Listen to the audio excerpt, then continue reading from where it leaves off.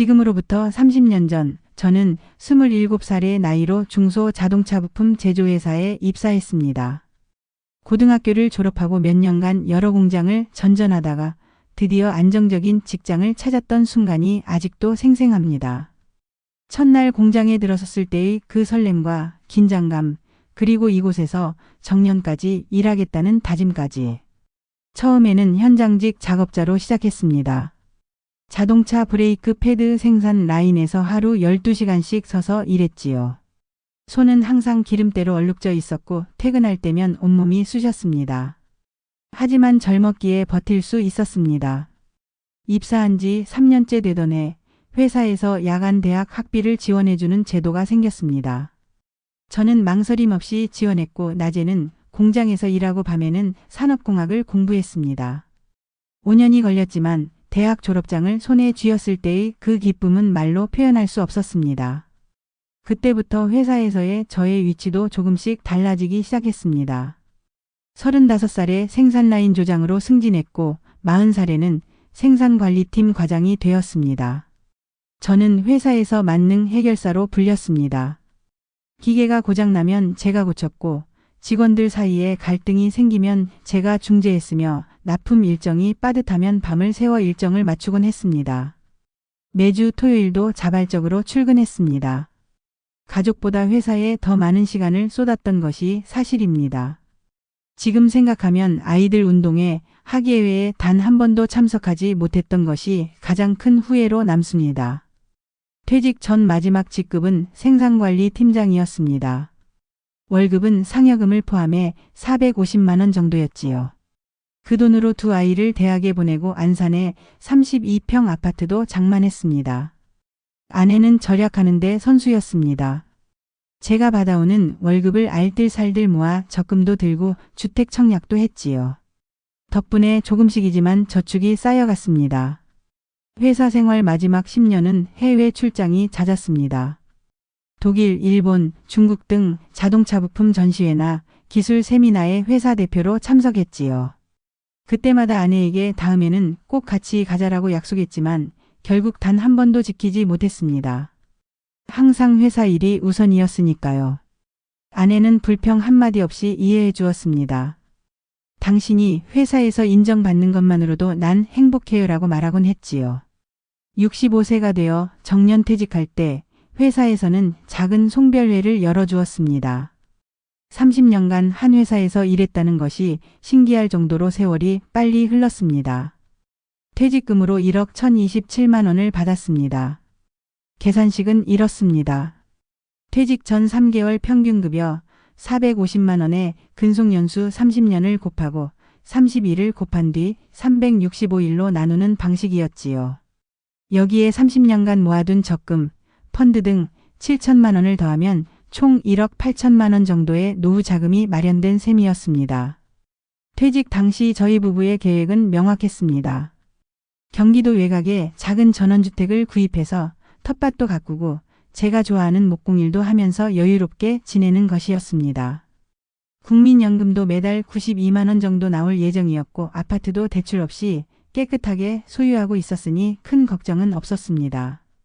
첫째 아들은 이미 캐나다로 이민을 가서 그곳에서 IT 회사에 다니고 있었고 둘째 딸은 호주에서 현지인과 결혼해 살고 있었습니다.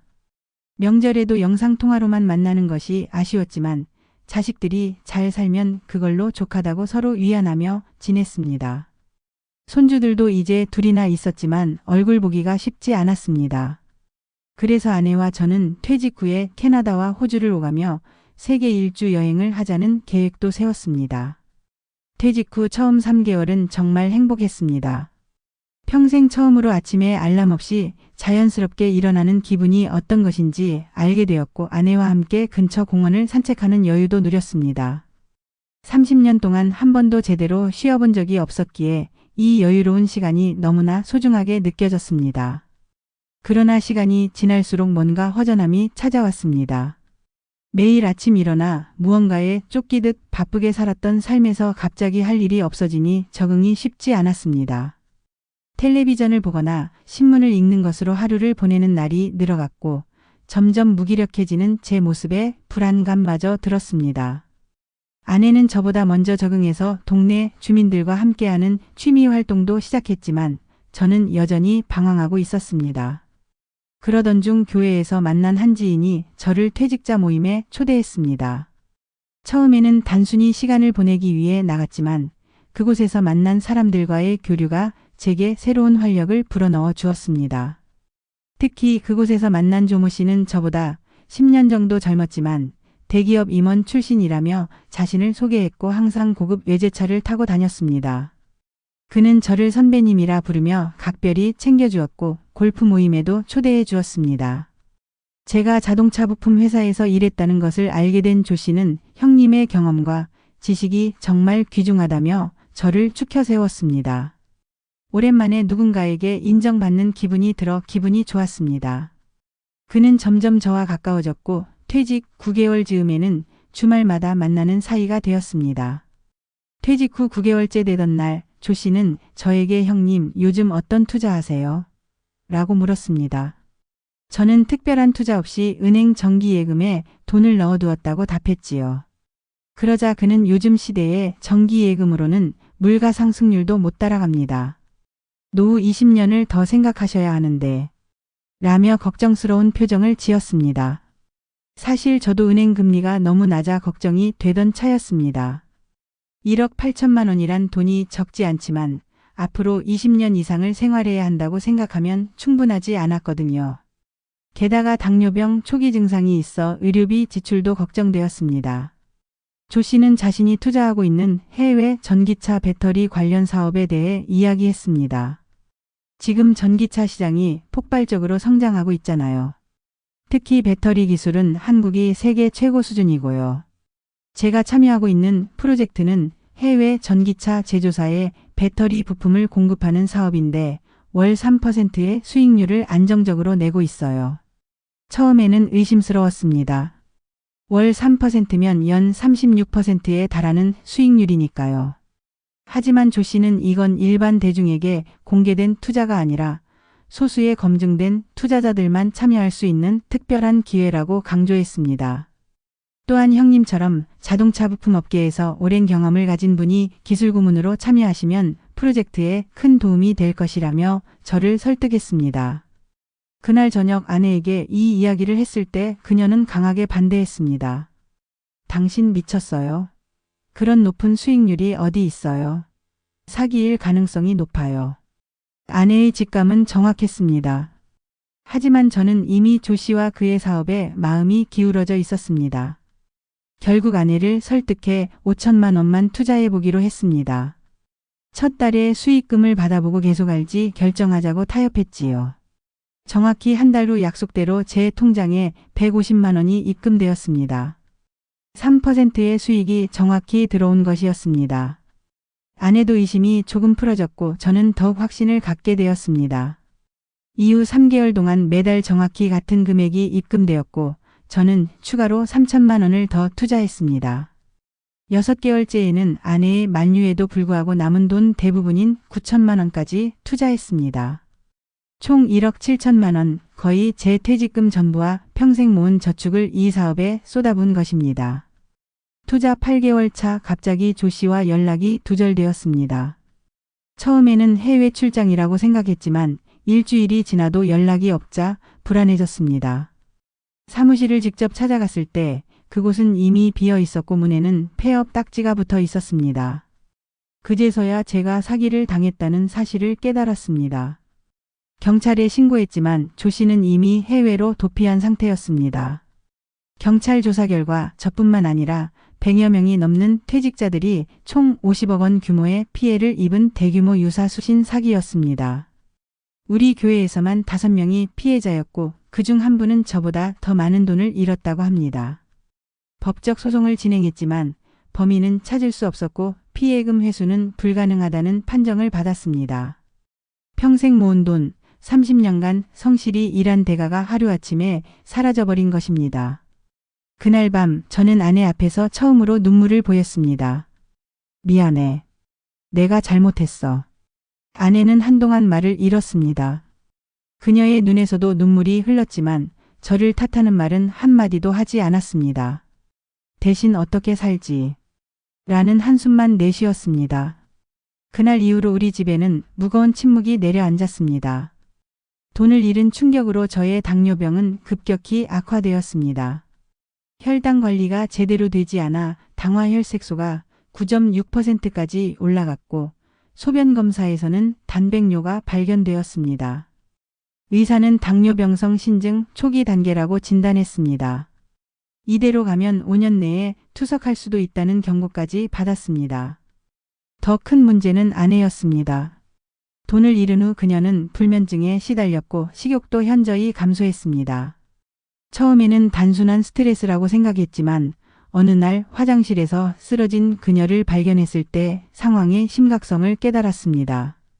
병원 검사 결과 아내는 중증 우울증 진단을 받았습니다. 그때부터 우리 부부의 의료비는 매달 43만 원에 달했습니다.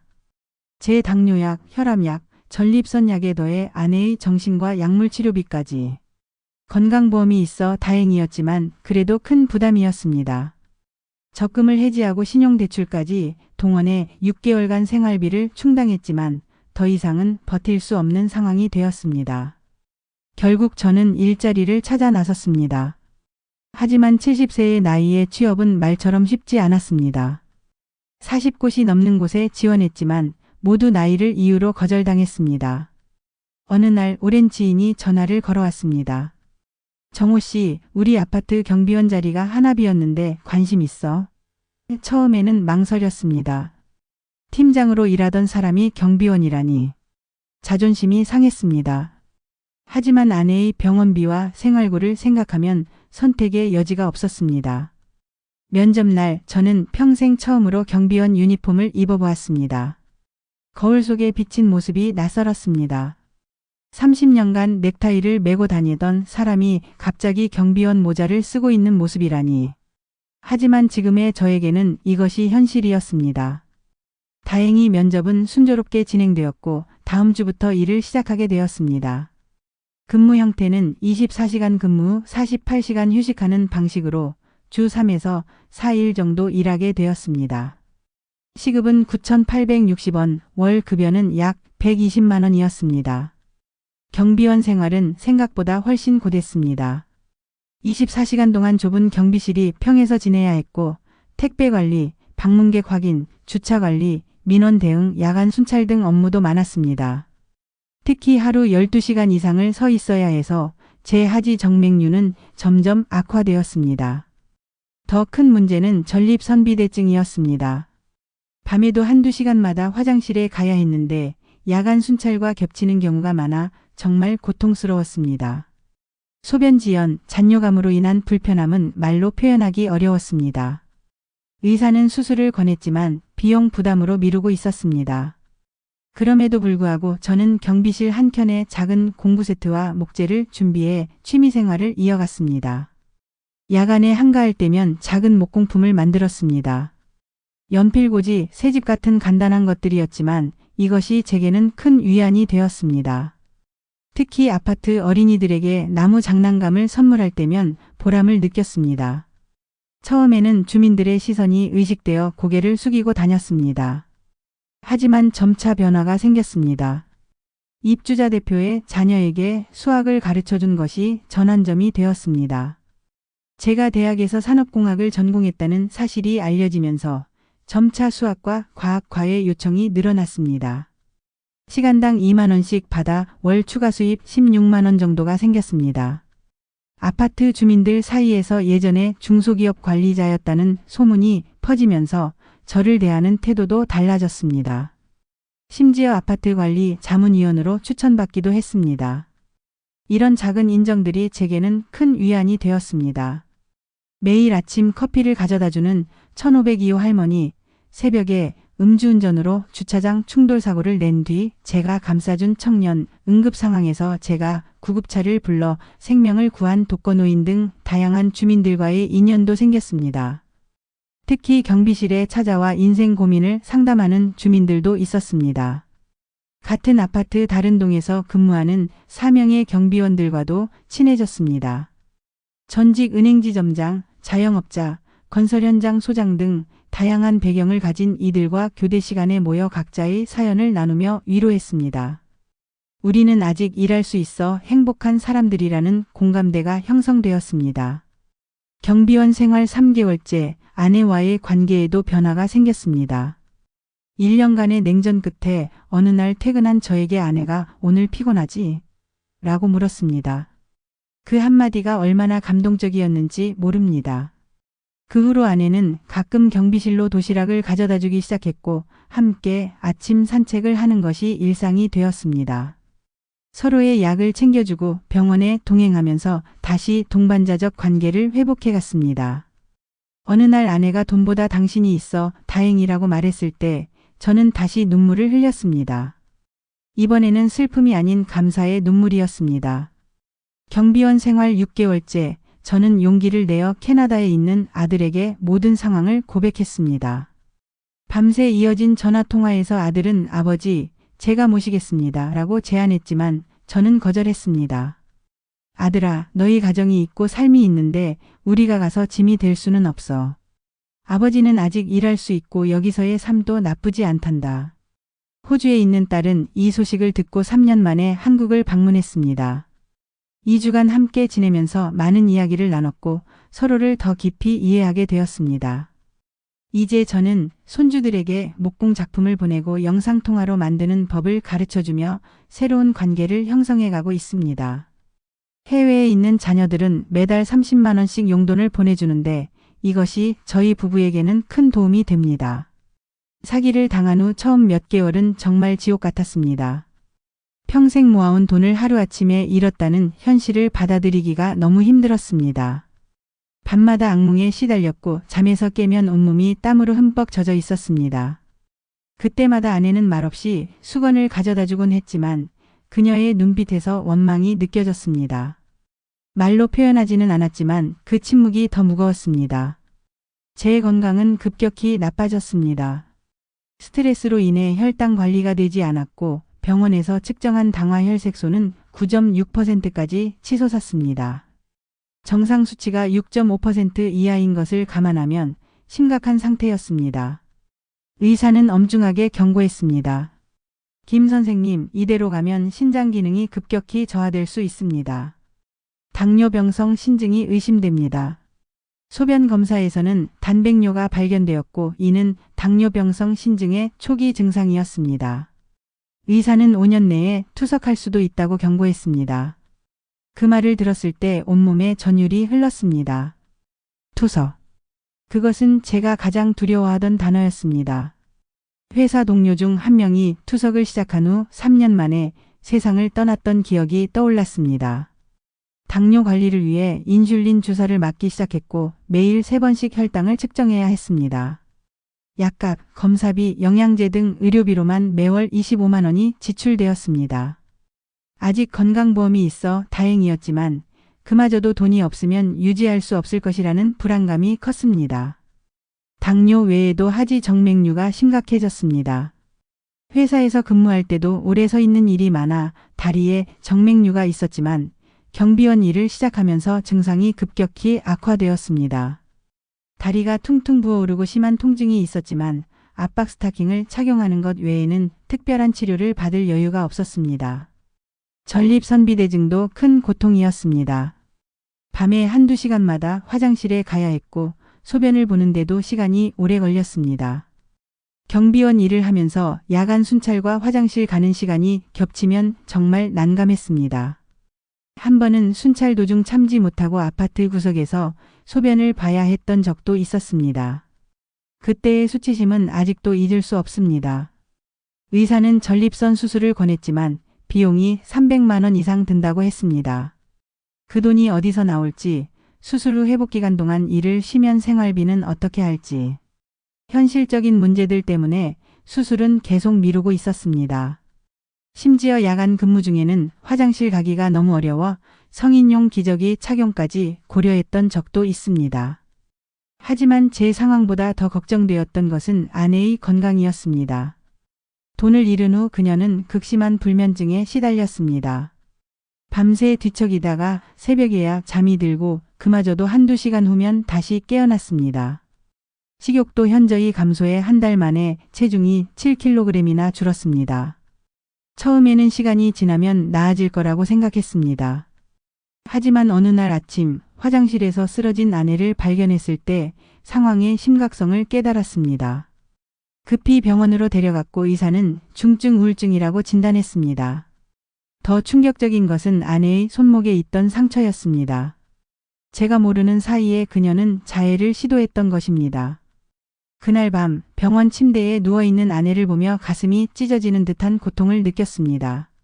내가 당신을 이렇게 만들었구나. 죄책감이 밀려왔습니다. 아내는 약한 목소리로 말했습니다. 당신 탓이 아니에요. 그냥 살아갈 희망이 안 보여서. 그 말에 저는 더욱 괴로웠습니다. 아내는 정신과 약물 치료를 시작했고 매월 18만 원의 의료비가 추가되었습니다. 건강보험이 적용된 후의 금액이었습니다. 약을 먹기 시작한 후에는 감정의 기복이 심해졌습니다. 어떤 날은 하루 종일 말없이 창밖만 바라보다가 갑자기 울음을 터뜨리기도 했습니다. 그럴 때마다 저는 옆에서 손만 잡아줄 뿐 어떤 말도 할 수 없었습니다. 가장 힘든 것은 우리의 상황을 누구에게도 털어놓을 수 없다는 점이었습니다. 자녀들에게는 걱정을 끼치고 싶지 않았고 친구들에게는 체면이 있었습니다. 교회에도 더 이상 나가지 않았습니다. 사기꾼을 교회에서 만났다는 사실이 너무 비참했기 때문입니다. 결국 우리 부부는 완전히 고립되었습니다. 식탁에서의 침묵이 일상이 되었습니다. 1년 동안 우리는 거의 대화를 나누지 않았습니다. 아침에 일어나 각자의 약을 먹고 각자의 일을 하다가 저녁에 다시 만나 묵묵히 식사를 하고 잠자리에 드는 것이 전부였습니다. 그 침묵 속에는 원망, 후회, 자책, 그리고 절망이 가득했습니다. 경제적 상황은 점점 더 악화되었습니다.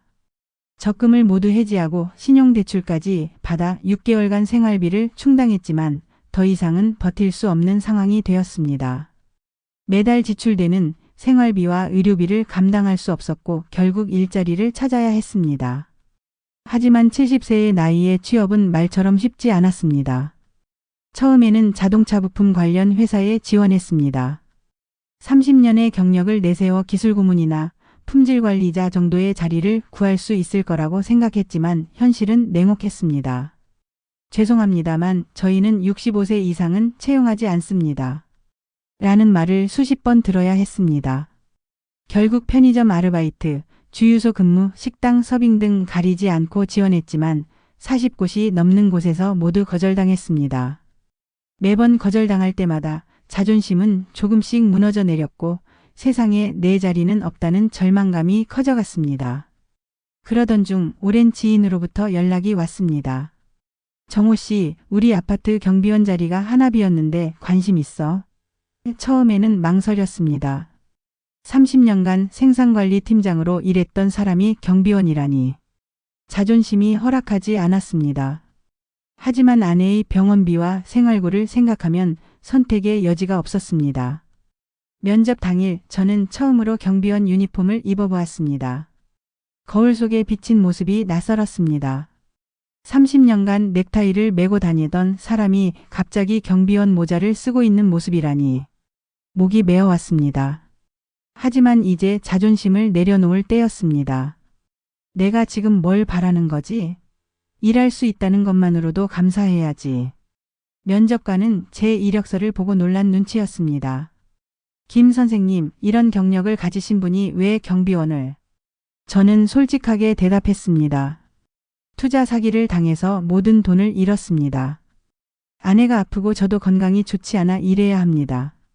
면접관은 더 이상 질문하지 않고 고개를 끄덕였습니다. 그날로 채용이 결정되었습니다.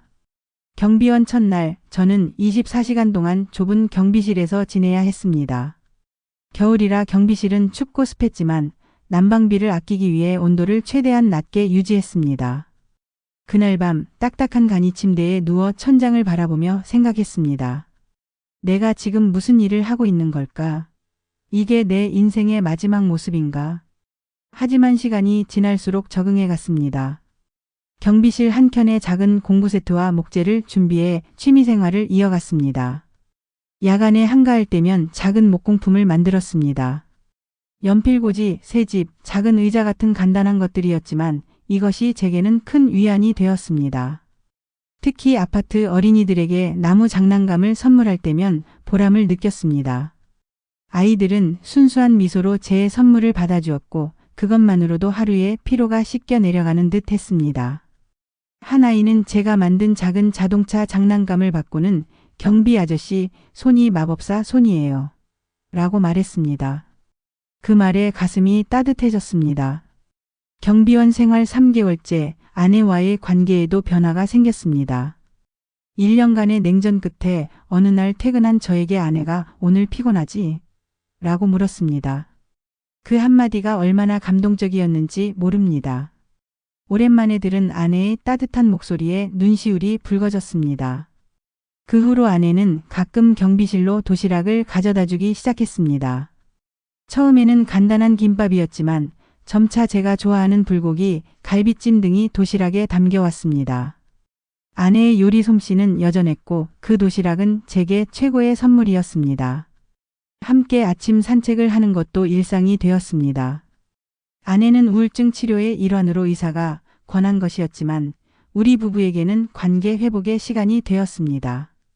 처음에는 말없이 걷다가 점차 일상의 소소한 이야기를 나누기 시작했고 어느새 예전처럼 서로의 생각을 공유하게 되었습니다. 서로의 약을 챙겨주고 병원에 동행하면서 다시 동반자적 관계를 회복해 갔습니다. 어느 날 아내가 돈보다 당신이 있어 다행이라고 말했을 때 저는 다시 눈물을 흘렸습니다. 이번에는 슬픔이 아닌 감사의 눈물이었습니다. 경비원 생활 6개월째 저는 용기를 내어 캐나다에 있는 아들에게 모든 상황을 고백했습니다. 밤새 이어진 전화통화에서 아들은 충격을 받았지만 곧 아버지, 제가 모시겠습니다. 당장 캐나다로 오세요라고 제안했습니다. 하지만 저는 거절했습니다. 아들아, 너희 가정이 있고 삶이 있는데 우리가 가서 짐이 될 수는 없어. 아버지는 아직 일할 수 있고 여기서의 삶도 나쁘지 않단다. 게다가 너희 어머니는 지금 익숙한 환경을 떠나면 더 힘들어할 거야. 아들은 계속 설득했지만 저는 단호했습니다. 대신 매달 조금씩 용돈을 보내주겠다는 아들의 제안은 받아들였습니다. 호주에 있는 딸은 이 소식을 듣고 3년 만에 한국을 방문했습니다. 2주간 함께 지내면서 많은 이야기를 나눴고 서로를 더 깊이 이해하게 되었습니다. 딸은 떠나기 전 아빠, 제가 호주에서 일자리를 알아볼게요. 두 분 모두 오셔서 같이 살아요라고 제안했지만 역시 거절했습니다. 대신 정기적으로 연락하고 가능하면 1년에 한 번씩 만나기로 약속했습니다. 이제 저는 손주들에게 목공 작품을 보내고 영상통화로 만드는 법을 가르쳐주며 새로운 관계를 형성해가고 있습니다. 해외에 있는 자녀들은 매달 30만 원씩 용돈을 보내주는데 이것이 저희 부부에게는 큰 도움이 됩니다. 돈을 잃고 경비원이 되었지만 오히려 그 과정에서 잃었던 가족의 소중함을 다시 찾게 되었습니다. 아내와의 관계는 더욱 깊어졌고 자녀들과도 솔직한 소통이 가능해졌습니다. 물질적으로는 가난해졌지만 정서적으로는 더 풍요로워진 것 같습니다. 경비원으로 일한 지 1년이 지난 지금 저는 이 일에 완전히 적응했습니다. 24시간 맞교대 근무는 여전히 힘들지만 나름의 리듬을 찾았습니다. 주 3에서 4일 일하고 월급은 120만 원 정도 받습니다. 여기에 국민연금 92만 원, 과외 수입 16만 원, 자녀들이 보내주는 용돈 30만 원을 더하면 매월 258만 원의 수입이 있습니다. 지출은 생활비 120만 원, 의료비 43만 원, 각종 공과금 35만 원, 교통비 15만 원, 비상금 45만 원으로 나누어 관리합니다. 통장에 다시 소액이지만 저축도 하고 있습니다. 매월 20만 원씩 모으고 있는데 이것은 75세 이후의 삶을 위한 준비입니다. 75세까지만 일하자는 것이 아내와의 약속입니다. 5년 후에는 지금 모으는 저축으로 작은 전원주택을 임대해 조용히 살고 싶습니다. 자동차는 포기하고 대중교통으로 충분한 곳을 찾고 있습니다. 75세 이후에는 아파트 매각도 고려하고 있습니다. 그 자금으로 노후와 요양원 생활을 대비할 계획입니다. 마지막은 서로 의지하며 살다 함께 가는 것이 저희 부부의 소망입니다. 돈을 잃고 얻은 가장 큰 교훈은 돈 관리의 중요성입니다. 이제는 절대 한 곳에 몰빵하지 않는다는 원칙을 세웠습니다. 통장 3개로 분산 관리하고 투자는 원금이 보장되는 것만 합니다. 국민주택 채권 1년 만기 정기예금 정도가 전부입니다. 월 생활비는 현금으로 인출해 봉투에 나눠 담는 방식을 도입했습니다. 비상금 통장은 아내만 관리하게 하여 서로 견제와 균형을 유지합니다. 자녀들에게도 투자 권유는 절대 거절하라고 조언합니다. 경비원 생활에서 가장 힘든 것은 건강 문제입니다. 하루 12시간 이상을 서 있어야 해서 하지 정맥류는 점점 악화되고 있습니다. 다리가 자주 붓고 통증도 심해졌습니다. 의사는 수술을 권했지만 비용과 회복 기간 동안의 생활비 문제로 미루고 있습니다. 전립선비대증도 여전히 고통스럽습니다. 밤에 한두 시간마다 화장실에 가야 하는데 야간 순찰과 겹치면 정말 난감합니다. 특히 겨울에는 추위 때문에 더욱 빈번해져서 업무에 지장을 줍니다. 동료 경비원들과 이런 건강 문제를 공유하며 서로 위안을 찾습니다. 그럼에도 불구하고 저는 경비실에서의 삶에 작은 기쁨을 찾아가고 있습니다. 경비실 한켠에 작은 목공 작업대를 만들어 취미생활을 이어가고 있습니다.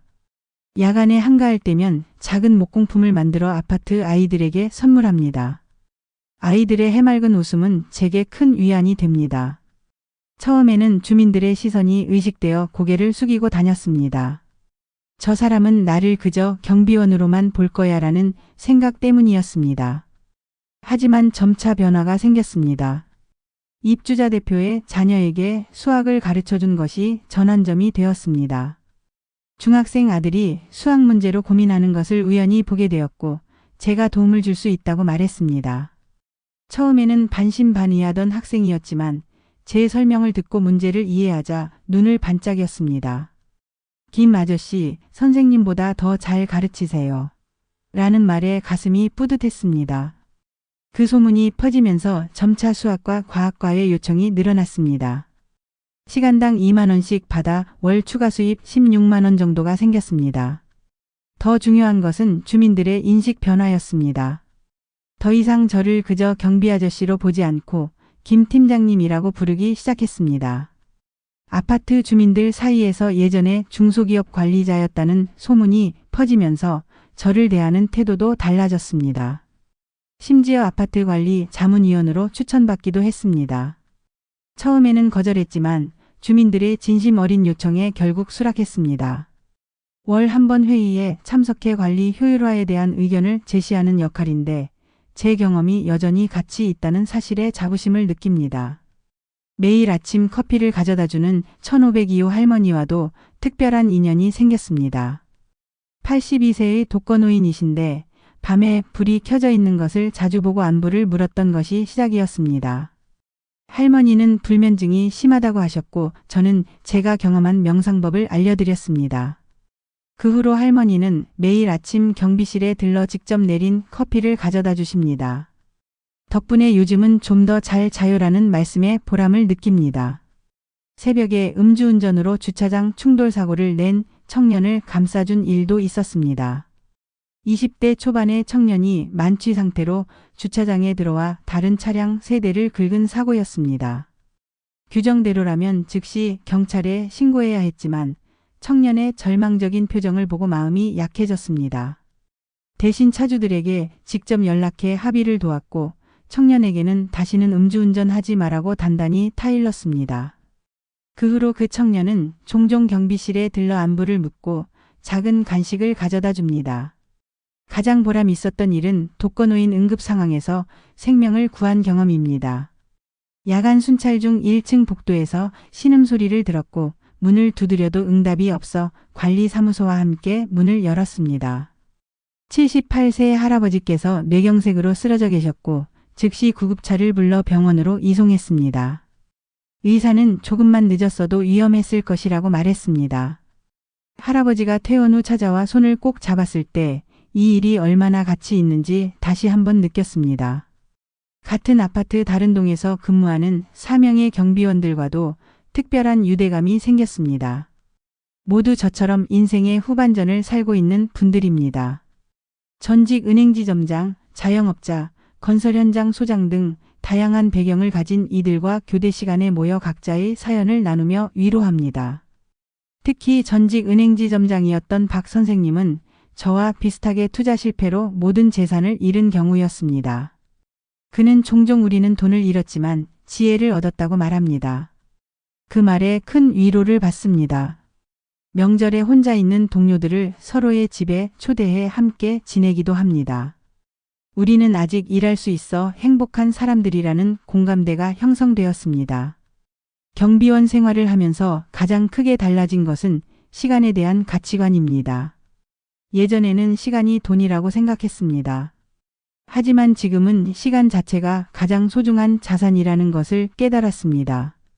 24시간 근무 중에도 틈틈이 책을 읽고 목공 작업을 하고 주민들과 대화하며 의미 있는 시간을 보내려고 노력합니다.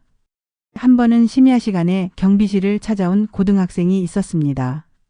밤 11시가 넘은 시간이었는데 집에 들어가기 싫다며 경비실에 앉아 있겠다고 했습니다. 처음에는 규정상 안 된다고 말했지만 아이의 표정이 너무 어두워 마음이 약해졌습니다. 이야기를 들어보니 부모님의 이혼 문제로 힘들어하고 있었습니다. 저는 그 학생에게 제 경험을 이야기해 주었습니다.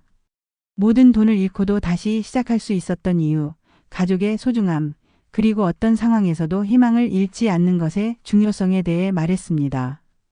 2시간 넘게 이야기를 나눈 후 학생은 김 아저씨 덕분에 용기가 생겼어요라며 집으로 돌아갔습니다. 그 후로도 종종 찾아와 고민을 나누곤 합니다. 경비원 일을 시작한 지 1년 반이 지난 지금 저는 이 일에서 새로운 의미를 찾았습니다. 단순히 돈을 벌기 위한 일이 아니라 다른 사람들에게 도움을 줄 수 있는 일이라는 것을 깨달았습니다. 주민들의 안전을 지키고 아이들에게 지식을 나누고 때로는 고민을 들어주는 인생 상담사 역할까지 하게 되었습니다. 특히 목공 취미는 제 정신 건강에 큰 도움이 되었습니다. 처음에는 단순히 시간을 보내기 위해 시작했지만 점차 전문성을 키워 이제는 꽤 복잡한 작품도 만들 수 있게 되었습니다. 경비실 앞에 직접 만든 작은 벤치를 놓았는데 이것이 주민들에게 큰 호평을 받았습니다. 어르신들이 잠시 쉬어가는 공간이 되었고 저는 그것을 보며 뿌듯함을 느낍니다. 팀장 시절보다 더 의미 있는 작업이라고 스스로를 위로합니다. 예전에는 회사의 이익을 위해 일했다면 지금은 사람들에게 직접적인 기쁨을 줄 수 있는 일을 한다는 점에서 더 큰 보람을 느낍니다. 경비원 생활에서 가장 힘든 순간은 역시 건강 문제와 싸울 때입니다. 특히 야간 근무 중 전립선 때문에 화장실을 자주 가야 할 때 정말 괴롭습니다.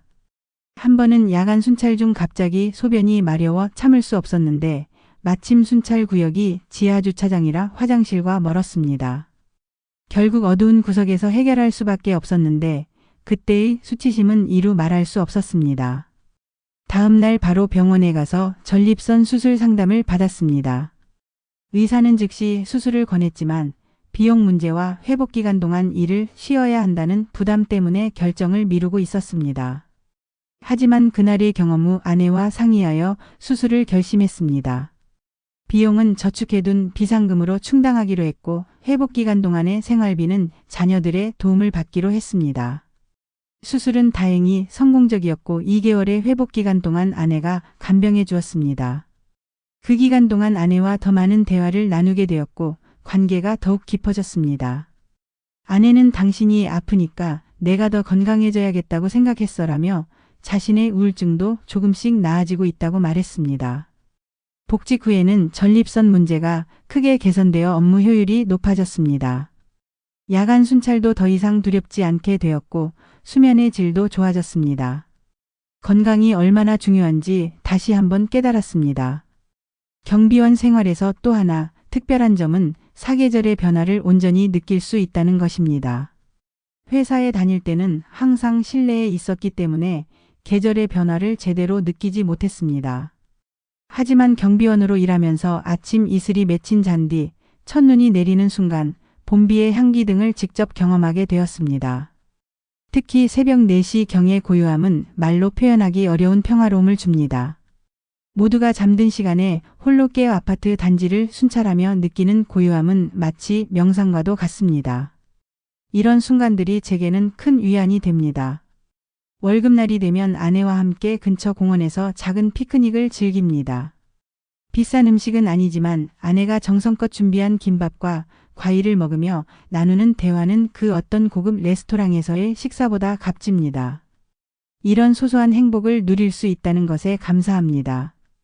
돈을 잃고 내 진짜 모습을 찾았다는 말이 이제는 진심으로 느껴집니다. 예전에는 사회적 지위와 경제력으로 자신을 정의했다면 지금은 내가 누구인지, 무엇을 좋아하는지, 어떤 가치를 중요시하는지 진정으로 알게 되었습니다. 과시와 체면을 버리고 소소한 행복을 누리는 법을 배웠습니다. 비싼 옷이나 차가 아니라 가족과의 대화, 취미생활, 이웃과의 교류 등에서 행복을 찾게 되었습니다. 이것이 진정한 부유함이 아닐까 생각합니다. 지금 저의 하루는 이렇게 흘러갑니다. 새벽 4시 30분 잦은 소변으로 일어납니다. 수술 후에도 여전히 하루 4~5번은 화장실에 가지만 예전보다는 훨씬 나아졌습니다. 조용히 일어나 약을 챙겨 먹습니다. 당뇨약, 혈압약, 전립선약까지 총 6알입니다.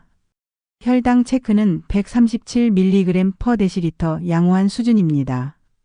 오전 5시 간단한 아침 식사를 준비합니다. 현미밥에 김치, 두부 한 모. 아내가 우울증 약을 먹어야 해서 일찍 깨웁니다. 여보, 약 먹어야지. 아내는 눈을 비비며 일어나 고개를 끄덕입니다. 예전보다 말수가 많아졌고 표정도 밝아졌습니다. 오전 6시 출근 준비를 합니다.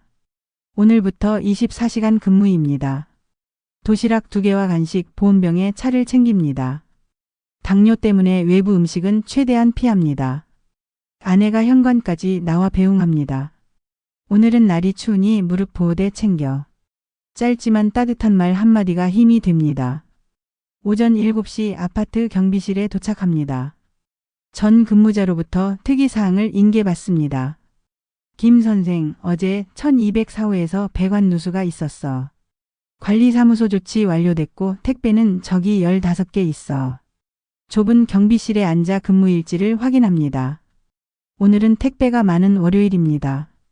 오전 9시 택배기사들이 분주하게 오갑니다.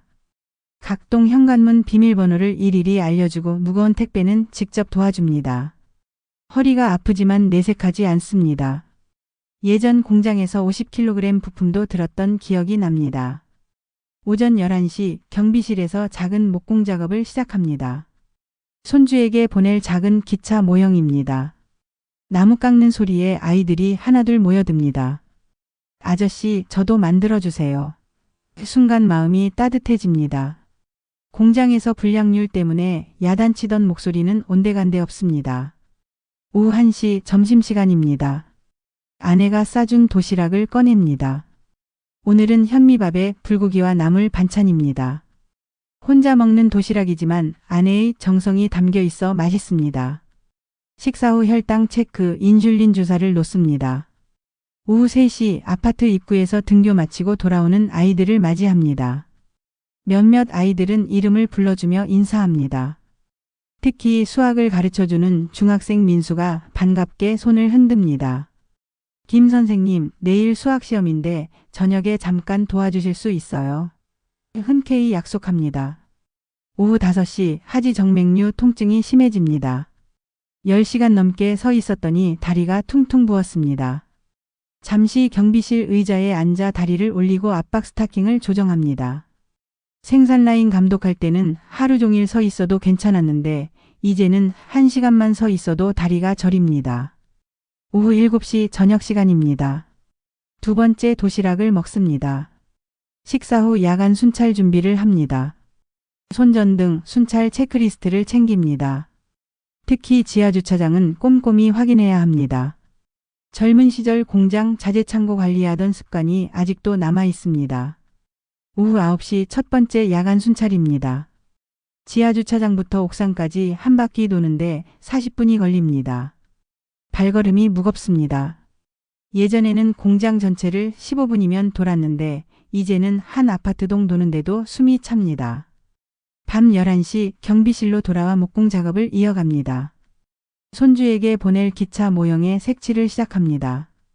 목공 작업은 과거 공장에서 시제품 만들던 경험이 도움됩니다.